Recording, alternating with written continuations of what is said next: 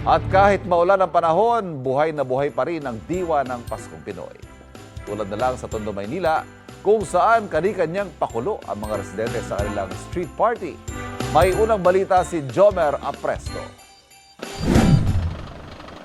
Ganito kadilim ang bahaging ito ng Rizal Park sa Maynila nang abutan ng GMA Integrated News ilang oras matapos ang Noche Buena. Walang katao-tao dahil sa pag-ulang naranasan mula pa kagabi.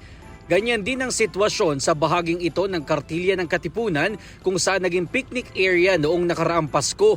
Ang bagong tayong Binondo Intramuros Bridge na dinarayo dahil sa magara at maliwanag na mga ilaw nito, wala rin tao sa pagsalubong ng Pasko kanina. Sa bahaging ito ng Liwasang Bonifacio, wala ring mga bumisita para mag-picnic para sa Noche Buena. Pero sa bahaging ito ng Tondo, buhay na buhay ang mga tao. Kahit maulan, todo hataw ang mga kalalakihang ito.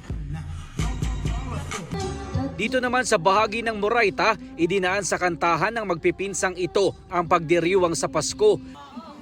Ang pamilyang ito naman, nagpalaro naman sa loob ng kanilang bahay. Marami pa rin naman daw paraan para sumaya sa kabila ng nararanasang pag-ulan ngayong araw ng Pasko. Ito ang unang balita, Jomer Apresto para sa GMA Integrated News. Kapuso, huwag magpapahuli sa latest news and updates. Mag-iuna ka sa balita at mag-subscribe sa YouTube channel ng GMA Integrated News.